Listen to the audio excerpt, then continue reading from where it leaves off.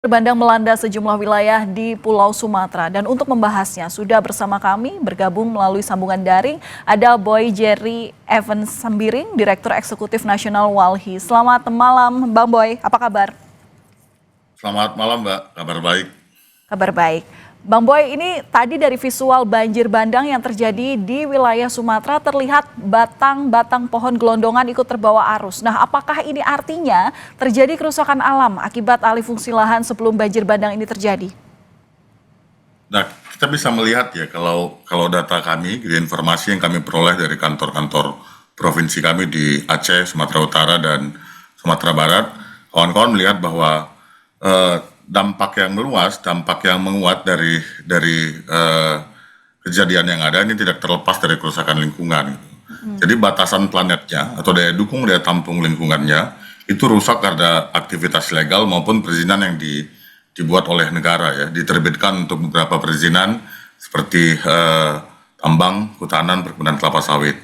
Nah, kita juga bisa lihat kan kalau seandainya gitu ada penyangga-penyangga lingkungannya atau bisa disebut sebagai kawasan lindung, baik dalam konteks tata ruang maupun dalam konteks kehutanan, maka seharusnya nggak terjadi ada hambatan yang luar biasa yang menghalang kejadiannya lebih besar gitu ya, nggak akan terjadi longsoran kayu atau longsoran yang bisa menerobos sampai jauh lebih besar, karena kan konteksnya kawasan lindung itu sebenarnya dia memproteksi ya, memproteksi wilayah-wilayah yang rawan bencana atau wilayah-wilayah yang secara tata ruang seharusnya nggak bisa diterbitkan izin atau dijadikan kawasan khusus lah gitu. Oke, nah kalau bicara soal ada dugaan bahwa hutan lindung itu rusak sehingga tidak bisa melindungi, sampai sekarang data-datanya seperti apa yang dimiliki Walhi? Nah, kami sih melihat misalnya data kawan-kawan Sumatera Utara gitu ya, yang kami peroleh ada, ini kan bukan cuma konteks lindung ya, tapi kita juga bisa bicara soal tentang penataan ruang. Oke. Bahwa ruangnya gitu ya memang didominasi oleh perizinan.